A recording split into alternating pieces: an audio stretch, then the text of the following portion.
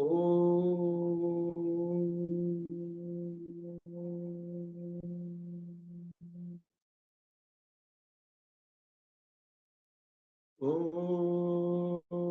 सहना भवतु सहनौ भुनक्तु सह वीर्यं करवावहै तेजस्विनावतीतमस्तु मा विद्विषावहै। ॐ शान्ति शान्ति शान्ति।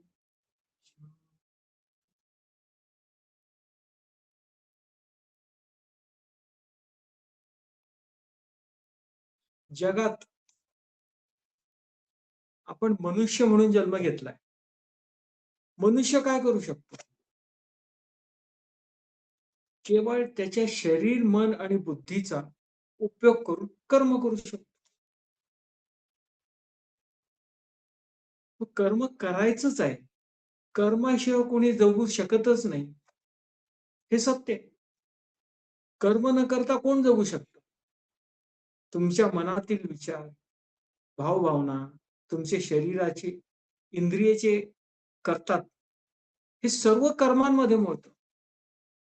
हे जर केलं नाही तर तुम्ही जगू तरी शकता का? आणि कर्म करणं कंपल्सरी आहे. तर मग योग्य कर्म करा ना, अयोग्य कर्म का करा?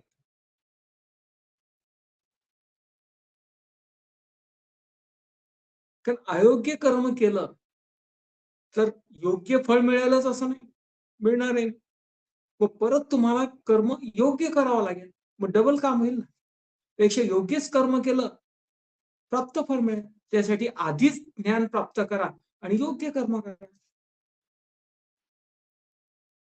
तुम्ही स्वतःला विनाकारणच्या त्रासापासून वाचू शकता जर तुम्ही योग्य कर्म केलं.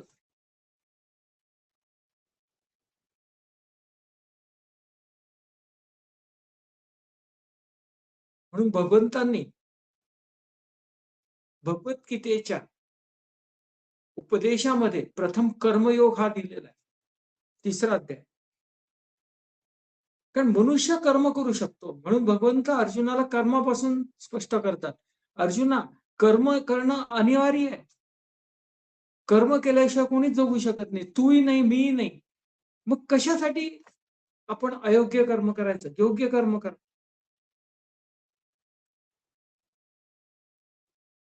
म्हणून भगवंतांनी योग्य कर्म काय हे स्पष्ट केलं. ते स्पष्ट करून भगवंत म्हणतात,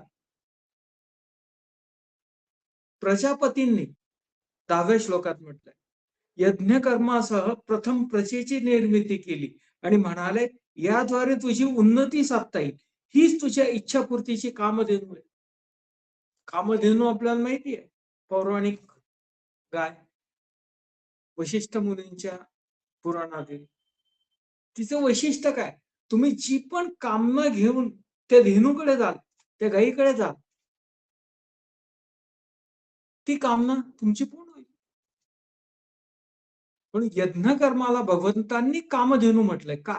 कारण तुम्ही निस्वार्थ भावाने जर कर्म केली, परमात्मा परमेश्वरांपर्यंत पोहोचण्यासाठी जर कर्म केली, तर ती तुम्हाला मोक्ष प्राप्तीपर्यंत घेऊन जातात. जर तुम्ही कर्तव्य कर्म करतात ह्या जगामध्ये आणि ती निस्वार्थ भावाने केली, तर साहजिकच ती योग्य ठरतात. कारण तुमचा स्वार्थ काहीच नाही.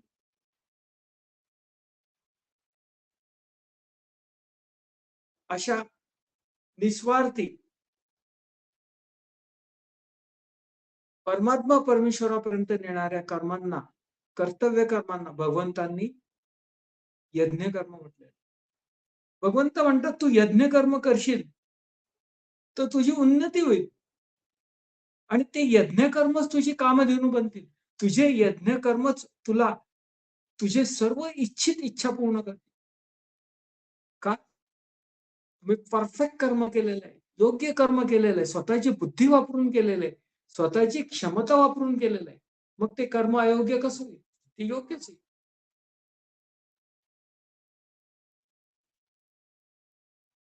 फळ योग्यच मिळेल. पण भगवंत यज्ञ कर्मांना इथे कामधेनू म्हणतात. आणि भगवंत पुढे म्हणतात, तू देवतांना संतुष्ट कर. यज्ञ कर्म करून तू मर्यादित ध्येय ठेव. ब्रह्माचे जे व्यक्त स्वरूप आहेत, जे तुम्हाला जाणू शकता. उदाहरणार्थ सूर्य देवता, त्याला देवता म्हटलेलं आहे. देवता म्हटलेले का? कारण ते स्वरूप आपण पाहू शकतो. अग्निदेवता, वरुण देवता, हे आपल्याला जाणू शकतात. ते म्हणजे त्या अव्यक्त ब्रह्माचं व्यक्त स्वरूप. भगवंतांनी म्हटलं, तू त्यांना संतुष्ट कर. अग्निदेवतेचा यज्ञ कर. अग्निदेवतेला संतुष्ट कर. अग्निदेवता तुला संतुष्ट कर.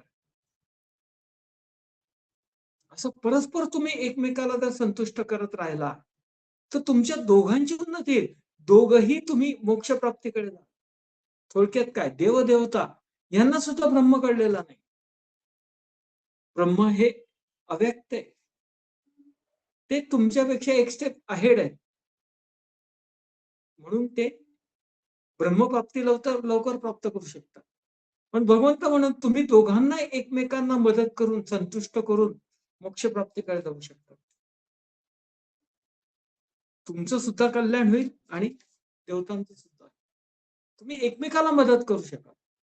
बोधयंत परस्परम ही साधकांसाठी भगवंतांनी दिलेली एक विधी आहे. थोडक्यात एक प्रकार आहे. बोधयंत, एकमेकाचा बोध एकमेकाशी शेअर करा. तुम्हाला एखादी गोष्ट कळली तर दुसऱ्याला ती गोष्ट कळण्यासाठी मदत करा. तुम्ही त्याला मदत केल्याने तुमचं काही कमी होणार नाही. ज्ञान दिल्याने वाढतं, कमी होत नाही. तसंच देवदेवतांची पूजा केल्याने ते तुम्हाला देतील किंवा तुमचं जाईल असं नाही. पण भगवंत म्हणता अर्जुनाला, तुला काळजी करायची गरज नाही. तुझे इच्छित भोग तुला मिळतील. आणि जो काहीही न देता केवळ घेतो, त्याला भगवंतांनी चोर म्हटलेलं आहे. म्हणजे तुम्ही केवळ घेतच राहता. You don't pay for that. You want everything free. Buy one get one free. म्हणा बरं समोरच्याला, buy one get one free वाल्याला, बाय वन राहू दे, फक्त फ्रीचं मला दे. होईल का तसं? तुम्ही द्याल का कोणाला फ्री ऑफ कॉस्ट? काहीतरी हेतू असल्याशिवाय, काहीतरी स्वार्थ असल्याशिवाय. There is nothing free of cost in this world. हे जगात काहीच फ्री नाही. You have to pay for that. कोणती गोष्ट न देता मिळते? प्रेम दिलं तर मिळतं. द्वेष दिला तर प्रेम कुठून मिळेल? मिळालं तरी ते बाय चान्स मिळेल. तुमची लायकी म्हणून मिळणार नाही. Not bye choice.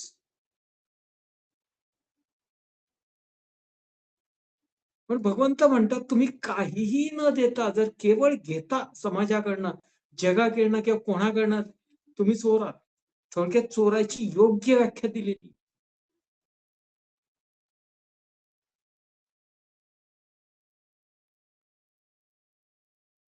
कोणत्याही स्वरूपात, ज्ञानाच्या स्वरूपात म्हणा, भावभावनांच्या स्वरूपात म्हणा, प्रत्यक्ष कर्मांच्या स्वरूपात म्हणा, संपत्तीच्या स्वरूपात म्हणा, कुठल्याही स्वरूपात केवळ तुम्ही घेता. तुम्ही देत नाही काही. तुमची कृतज्ञतेची भावना सुद्धा नसते समोरच्याला, तर तुम्ही चोर. प्रत्यक्ष देणं महत्वाचं नाही, पण केवळ घेण्याची भावना ठेवणं म्हणजे चोरी आहे. म्हणून भगवंत म्हणतात पुढे 13व्या श्लोकामध्ये, यज्ञशिष्टाशिनः संतो मुच्यन्ते सर्व किल्पिषः भुजन्ते ते त्वघं पापा ये पच्यन्त्यात्मकारणात्. म्हणून भगवंत म्हणतात, यज्ञशेष ग्रहण करणारे साधू संत सर्व पापांपासून मुक्त होतात. यज्ञशेष म्हणजे यज्ञ केल्यानंतर जे काही शिल्लक राहतं, जे काही फळ मिळतं, ते जो पण ग्रहण करतो तो पापांपासून मुक्त होतो. आणि पापी व्यक्ती केवळ स्वतःसाठी कर्म करतात आणि त्यांच्या जीवनात केवळ पापच ग्रहण करतात. तुम्ही जर यज्ञ कर्म केलं, निस्वार्थ कर्म केलं, तर तुम्हाला मोक्ष प्राप्त होईल. तुम्ही कर्मबंधनामध्ये गुंतणार नाही. परंतु तुम्ही कोणती तरी इच्छा पूर्ण करण्यासाठी, स्वार्थ कर्म करण्यासाठी कर्म जर केलं, तर काय होणार? तुम्ही त्या कर्मबंधनात अडकाल. बघा, कुठली भावभावना तुम्ही एक्सरसाइज करून बघा, कर्म करून बघा, विचार करून बघा. जर स्वार्थी असतील, तर नक्कीच काही ना काही तुम्हाला बंधनात गुंतवतील. पण निस्वार्थी असतील, तुम्ही बंधनात गुंतत नाही. हेच भगवंत इथे स्पष्ट करतात. पुढच्या श्लोकामध्ये भगवंत उत्पत्तीचं संपूर्ण जे समीकरण आहे ते स्पष्ट करतात. अन्नात भवन्ति भूतानि पर्जन्यादन्न संभवः यज्ञात भवति पर्जन्यो यज्ञ कर्म समुद्भव कर्म ब्रह्मोद्भवं विद्धि ब्रह्माक्षर समुद्भवम् तस्मात् सर्वगतं ब्रह्म नित्यं यज्ञे परितिष्ठम्.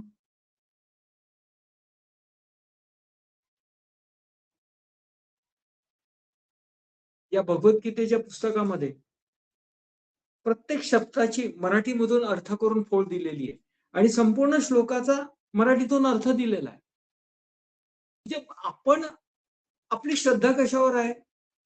भगवंतांनी दिलेल्या भगवद्गीतेवर. असं समजा, शंकराचार्यांनी लिहून ठेवलेलं भगवद्गीतेवर, त्याच्यातील श्लोकावर.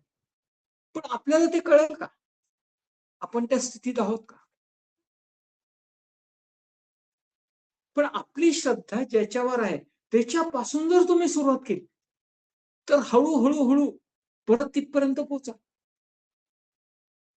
तुमची श्रद्धा दृढ होईल. थोडक्यात तो श्लोक तुम्ही समजून घ्या. आता भगवद्गीता शिकताना दोन महत्वाची गोष्ट आहे. तुम्ही कशासाठी शिकता? What is your object?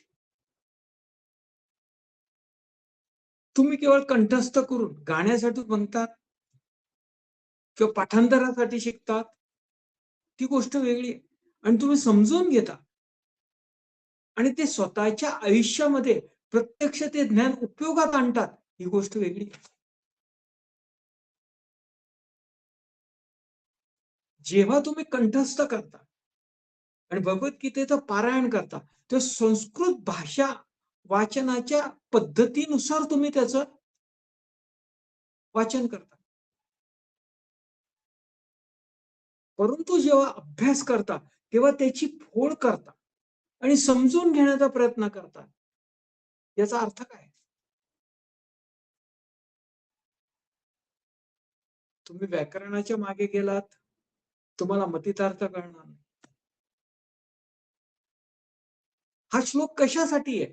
तुम्हाला व्याकरण समजून केवळ कंठस्थ करून दुसऱ्यांना दाखवण्यासाठी, अरे मी किती महान आहे, याच्यासाठी नाहीये. हा श्लोक भगवंतांनी अर्जुनाला दिलेला उपदेश आहे, आयुष्य जगण्यासाठी. त्याच्या समोर प्रश्न होता अर्जुनाच्या समोर, काय करू? तो भगवंतांना शरण आला आणि भगवंतांना म्हटलं, भगवंता तुम्हीच केवळ मला मार्गदर्शन करू शकता. या स्थितीमध्ये माझ्यासाठी योग्य काय? तुम्ही मला सांगा, माझ्यासाठी योग्य मार्ग काय? मग भगवंत सांगायला सुरुवात करतात.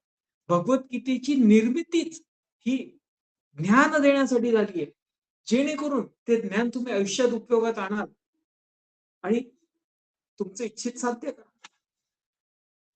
भगवद्गीता ही काही हिमालयामध्ये किंवा ऋषी मुनींच्या आश्रमामध्ये दिली गेलेली नाही. भगवद्गीता ही भगवंतांनी अर्जुनाला युद्धस्थळी दिलेली आहे.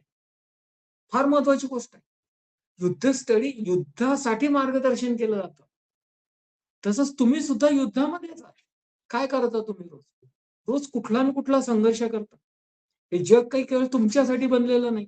म्हणून प्रत्येक गोष्टीसाठी काही ना काही संघर्ष हा आलाच. तुम्ही सतत संघर्ष करता. म्हणजे युद्धच करता. तुमच्या मनातील चांगल्या प्रवृत्ती आणि वाईट प्रवृत्ती. चांगल्या प्रवृत्ती म्हणजे पांडव, वाईट प्रवृत्ती म्हणजे कौरव. यांच्यामधलं युद्ध हे तुमच्या मनामध्येच आहे. हे तुम्हीच लढता. हा उपदेश तुमच्या ह्या युद्धासाठीच दिलेला आहे. हे ज्ञान तुमच्या स्वतःसाठी दिलेलं आहे. तुम्ही कोण आहात? अर्जुन आहात. हे ज्ञान ग्रहण करा, मोक्ष प्राप्ती करा, स्वतःची इच्छा पूर्ण करा. हे ज्ञान इतकं शुद्ध आहे ते तुम्ही कुठलीही इच्छा पूर्ण करायला वापरा, तुम्ही ती पूर्ण करू शकाल. निर्मळ पाण्यासारखं आहे. तुम्ही जो रंग टाकाल तो रंग होईल, तुम्ही जी चव टाकाल ती चव होईल. तुमच्यावर अवलंबून आहे तुम्ही काय करायचं.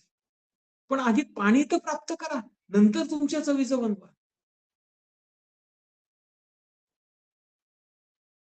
प्रथम ज्ञान तर प्राप्त करा. प्रथम स्वतःला तर समजून घ्या, तुम्हाला काय पाहिजे. आणि मग हळूहळू या पुस्तकात दिल्याप्रमाणे, भगवद्गीतेमध्ये दिल्याप्रमाणे जाणून घ्या.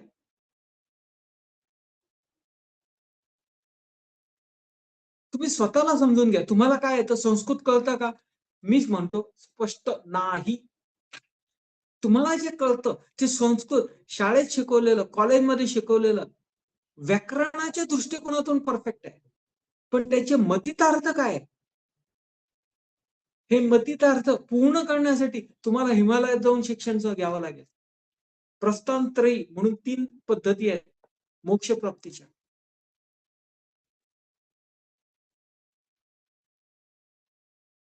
वेदांचा सार उपनिषद, ज्याला श्रुती म्हणतात, जे तुम्ही श्रवण करायचे असतात. आणि भगवद्गीता ज्याला स्मृती म्हणतात, ते श्रवण केल्यानंतर स्वतःमध्ये बिंबवायचं असतं भगवद्गीता. त्यानंतर ब्रह्मसूत्र, श्रुती, स्मृती, ब्रह्मसूत्र. ब्रह्मसूत्र म्हणजे सर्वोच्च मार्गदर्शन. श्रुती आणि स्मृती हे तुम्ही प्राप्त केल्यानंतर, श्रवण केलं, समोरच्याकडनं समजून घेतलं आणि नंतर त्याचा प्रत्यक्ष उपयोग करून प्रॅक्टिस केली. उदाहरणार्थ, यू हॅव बिकम सर्जन.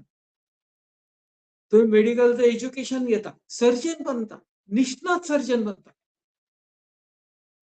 त्यानंतर एखादी सर्जरी करताना जर तुमच्या मनामध्ये जर काही संशय आला, तर ज्याचा तुम्ही रेफरन्स घेता, तसं अध्यात्मामध्ये श्रुती आणि स्मृती जाणल्यानंतर सुद्धा तुमच्या मनात जर काही शंका राहिली, तर त्याच्यासाठी ब्रह्मसूत्र दिलं.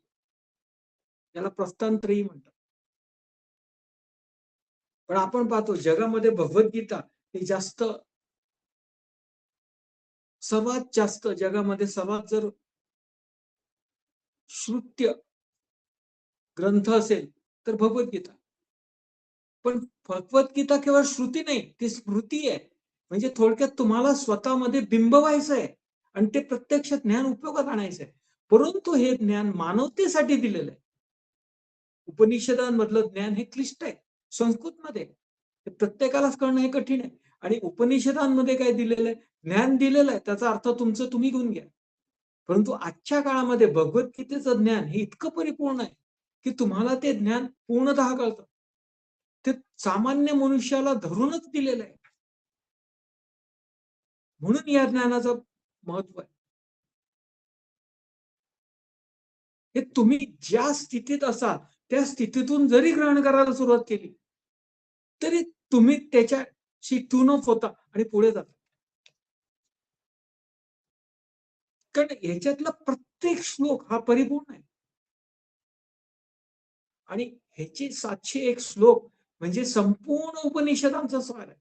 ते संपूर्ण उपनिषदांचा अभ्यास करून 15-20 वर्ष अभ्यास करून जे तुम्ही ज्ञान मिळेल, ते ज्ञान तुम्ही तुमच्या सध्याच्या आयुष्यात उपयोगात आणायचं असेल तर तेच ज्ञान 701 श्लोकांमध्ये दिलेलं आहे. ते तुम्ही ग्रहण करा, त्याचा उपयोग करा आणि हळूहळू हळूहळू स्वतःला वरच्या स्तरावर घेऊन जा. गृहस्थाश्रमामध्ये ज्यामध्ये आज आपण आहोत, या गृहस्थाश्रमामध्ये जेव्हा तुम्ही कर्म करता, जेव्हा तुम्ही आयुष्य जगत असता, तेव्हा तुमच्यासाठी भगवद्गीता ही परिपूर्ण. ब्रह्मसूत्र जे आहे ते तुम्हाला संन्यासाश्रमामध्ये गेल्यानंतर कळते. असंही कळू शकतात, पण केवळ कळू शकतात, तुम्ही प्रत्यक्ष आयुष्यात उपयोगात आणू शकत नाही.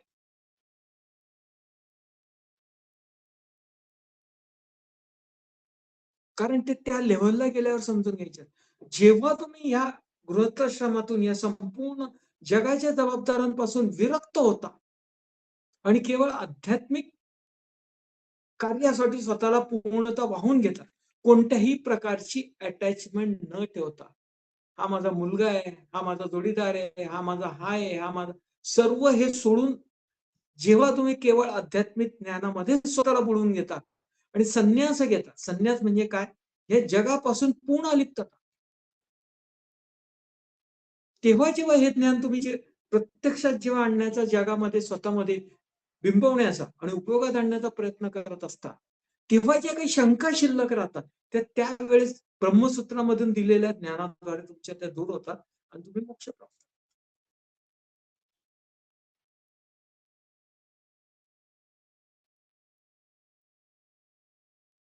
गृहस्थाश्रम ज्याच्यामध्ये तुम्ही सध्या आहात, त्यानंतर वानप्रस्थाश्रम म्हणजे याच्यापासून विरक्त प्राप्त करणे, त्यानंतर संन्यास. म्हणून आपल्यासाठी फार विचार करायची आवश्यकता नाही. हे शिकू, हे पाहू का ते पाहू. आपल्यासाठी भगवद्गीता ही इतकी सुंदर आणि उत्कृष्ट आहे. ही वर्षानुवर्ष आपल्याकडे आली आणि शंकराचार्यांनी जे आपल्या समोर भाष्य दिलेलं आहे, ते तर सगळं उत्कृष्ट आहे. ते संपूर्ण मानवतेला समोर ठेवून त्या परिस्थितीत दिलंय. आणि आपल्या नशिबाने गुरु शिष्य परंपरेने हेच तुम्हाला सध्याच्या स्थितीपर्यंत सुद्धा देण्यात आले. फक्त तुमची घेण्याची इच्छा पाहिजे, अभ्यास करण्याची वृत्ती पाहिजे. भगवद्गीता म्हणजे वेळ घालवायचं ठिकाण नाही. भगवद्गीतेचा अभ्यास म्हणजे तुम्ही वेळेला इन्व्हेस्टमेंट करता. तुम्ही वेळ एक्सपेंडिएट करत नाही, खर्च करत नाही. तुमचे रिसोर्सेस, तुमच्याकडे जे काही आहे, वेळ म्हणा, पैसे म्हणा, जे काही तुम्ही खर्च करता भगवद्गीतेसाठी, ही तुमची इन्व्हेस्टमेंट आहे. ह्याच आयुष्यात नाही, ही पुढच्या आयुष्यात सुद्धा कॅरी फॉरवर्ड होते. हे ज्ञान तुम्हाला वर्षोनी-वर्ष, जन्मोनी-जन्म उपयोगात येतं. हे ज्ञान वाया जात नाही. हे सत्य आहे. आणि आपण हे ईश्वर जे शाश्वत आहे, ते ज्ञान सोडून देतो आणि जे नश्वर ज्ञान आहे, हे जगातलं ज्ञान आहे, त्याच्या मागे जातो. WhatsApp पाहत बसतो, इंटरनेट पाहत बसतो आणि काय करतो? कुठलं ज्ञान प्राप्त करतो? नश्वर. ईश्वराला विसरतो आणि नश्वरामध्ये गुंततो. त्याच्यासाठी भगवद्गीता आहे. अर्जुन या नश्वर स्थितीमध्ये इतका गुंतलेला होता, की तो त्याच्यामधल्या स्वतःमधल्या ईश्वराला विसरून गेला.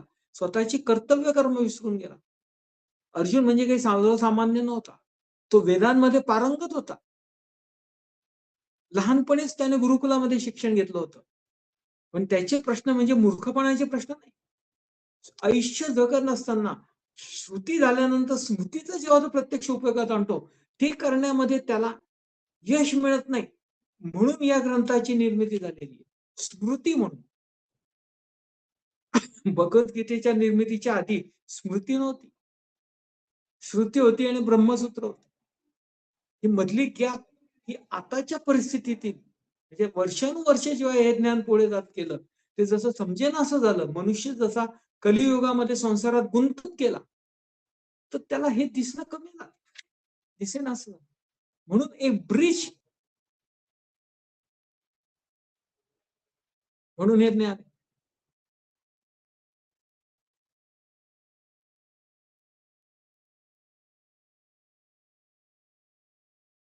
थोडक्यात ही मिसिंग लिंक नाही, ही कनेक्टिंग लिंक.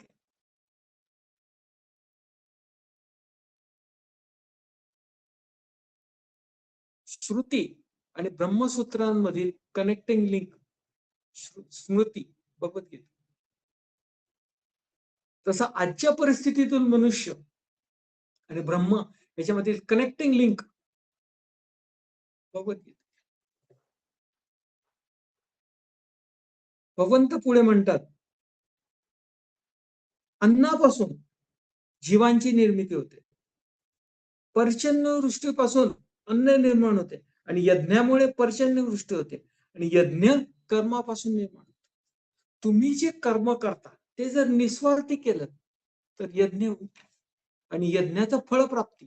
आता आपण पाहतो साधारणतः पूर्वीच्या काळी पाऊस पडत नसेल तर लोक यज्ञ करायचे की जेणेकरून पाऊस येईल. ती संकल्पना इथे थोड्याफार प्रमाणात सांगितलेली भगवंतांनी. तुम्ही यज्ञ कर्म करा, फल प्राप्त होईल, पाऊस पडेल, पावसामुळे काय होईल, वनस्पती निर्माण होतील आणि त्या वनस्पतींमुळे जीवांचं पालन पोषण होईल. आणि ब्रह्म अशा प्रकारे निस्वार्थ कर्मांपासून, यज्ञ कर्मांपासून जीवांपर्यंत पोहोचत. थोडक्यात सर्व कर्म ही ब्रह्मापासूनच निर्माण होतात, हे सत्य आहे. कारण निस्वार्थ कर्म, यज्ञ कर्म हे ब्रह्मापासूनच निर्माण होतात. आणि या ब्रह्मदेवाची आपण जे कर्म म्हणतो किंवा जी निर्मिती, ब्रह्मदेवाचा कन्सेप्ट आहे. ब्रह्मदेव हा ब्रह्मापासून निर्माण झालाय. ब्रह्मदेव म्हणजे थोडक्यात आपण ज्याचं परसेप्शन करू शकतो अशी ब्रह्माची व्यक्त स्थिती. ब्रह्मा विष्णू महेश.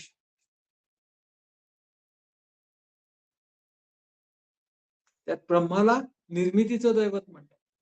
अशी निर्मिती ब्रह्मापासून झालेली, ब्रह्मदेवापासून झालेली. आणि ब्रह्मदेव, ब्रह्मा विष्णू महेश हे ब्रह्मापासून निर्माण झाले. ते अव्यक्त ब्रह्म ब्रह्मा विष्णू महेशद्वारे या पृथ्वीला सतत आधार देत राहतात. ब्रह्मदेवता निर्मितीचं द्योतक, विष्णू देवता भगवान श्रीकृष्ण पालन पोषण, आणि महेश्वर प्रलयाचं द्योतक. असं तिघं मिळून ही सृष्टी मेंटेन होते. एक जरी नसलं तरी होऊ शकेल का? भगवंत अशा प्रकारे स्पष्ट करतात, ब्रह्मदेवापासून निस्वार्थ कर्म निर्माण होतात. निस्वार्थ कर्मांमुळे पर्जन्यवृष्टी होते. पर्जन्यवृष्टीमुळे वनस्पती निर्माण होतात. वनस्पतींना आवश्यक द्रव्य मिळतात जमिनीतून, आणि वनस्पतीतून पासून प्राण्यांचं पालन पोषण होतं. अशा प्रकारे ब्रह्म हे तुमच्यापर्यंत पोहोचतं आणि सर्व कर्मांची निर्मिती ब्रह्मापासून होते. पुढे भगवंत म्हणतात, एवं प्रवर्तितं चक्रम नानुवर्तयति हयः अघायुरिंद्रिया रामो मोघम पार्थ स जीवती. भगवंत म्हणतात, असं हे सृष्टीचक्र गतिमान आहे, ह्याला अनुसरून तुम्ही आचरण करा. Be natural, behave along with nature. निसर्गतः जे आहे ते तुम्ही मान्य करा आणि त्याच्याप्रमाणे जगा. उगाच ओढून ताणून आणून जगू नका, कारण तो तुमचा स्वभाव नाही. स्वभावानुरूप जगा, असं थोडक्यात बघून. जो हे स्वभावानुरूप आचरण करत नाही, जो कर्तव्य कर्म करत नाही, स्वतःच्या जबाबदाऱ्या पार पाडत नाही, तो जीवनभर पापाचरणच करतो. का? कारण तो इंद्रिय सुखांमध्ये गुंततो, हे जगातील नश्वर गोष्टींमध्ये गुंततो आणि केवळ त्याचाच ध्यास घेतो. त्याच्या पलीकडे त्याला दिसत नाही. दृष्टी पलीकडील सृष्टी त्याला दिसत नाही, कारण ज्ञानच नाही. दृष्टीने केवळ ही भौतिकता आपल्याला दिसते, पण त्याच्या मागचा मतितार्थ जाणायचा असेल तर ज्ञानाची आवश्यकता. ते ज्ञान प्राप्त जसं तुम्हाला होतं तसं दृष्टी पलीकडे सृष्टी तुम्हाला कळते. तुम्ही जर भोगासक्त राहाल तर जगामध्ये गुंताल आणि स्वतःचं आयुष्य व्यर्थ व्हायला. तुम्ही तुमच्या समोर प्राप्त जे कर्तव्य कर्म आहे, ज्या जबाबदाऱ्या आहेत त्याच पार पाडा. पण प्रश्न तुम्ही कशा पार पाडता? मी करतो म्हणून पार पाडता का माझं कर्तव्य म्हणून पार पाडता? एक साधं उदाहरण आहे. मी माझ्या जोडीदारासाठी एखादी गोष्ट करतो म्हणजे काय? मला आवडतो म्हणून जोडीदाराने लाल रंगाचा शर्ट घालावा, ही गोष्ट वेगळी. याला आसक्तीयुक्त कर्म म्हणतात. पण जोडीदाराला शर्टची आवश्यकता आहे म्हणून त्याला जो आवडतो किंवा त्याच्यासाठी जो योग्य आहे तो शर्ट तुम्ही द्या, याला कर्तव्य कर्म म्हणतात. तेच कर्म तुम्ही कुठल्या भावनेने करता याला महत्व. मला आवडतं म्हणून करता का त्याच्यासाठी आवश्यक आहे आणि त्याला जे योग्य आहे ते म्हणून करता, तेच कर्म. भगवंत म्हणतात कर्म करा. कर्म सोडून पळून जाणं म्हणजे संन्यास नाही. कर्म करत असताना योग्य कर्म करून, निस्वार्थ कर्म करून तुम्ही कर्ममुक्ती प्राप्त करा. हा खरा कर्मयोग आहे. कर्म सोडून पळून जाणं हे काही सोल्युशन नाही. त्याच्याने तुम्हाला संन्यास प्राप्त होणार. कर्तव्य कर्म करून स्वतःच्या जबाबदाऱ्या पार पाडून जेव्हा तुम्ही आयुष्य जगा, तेव्हा हळूहळू कर्मबंधनातून मुक्त होईल. तुम्ही संन्यासी बना. म्हणजे जगात असताना जगापासून अलिप्त राहा. जसा सूर्यदेवता काय करतो? जग हे संपूर्ण सूर्यदेवतेमुळेच अस्तित्वात आहे. सूर्यदेवतेशिवाय जग अस्तित्वात राहू शकत नाही.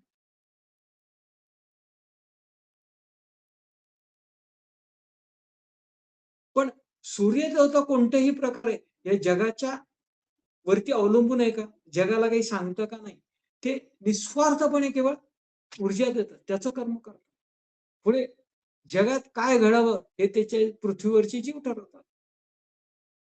हे सूर्यदेवता ठरवत नाही. तसंच आहे. तुम्ही केवळ कर्तव्य कर्म करा. जसं सूर्य त्याचं कर्तव्य करतात, तसं तुम्ही कर्म करा. कर्मफलाची इच्छा ठेवू नका.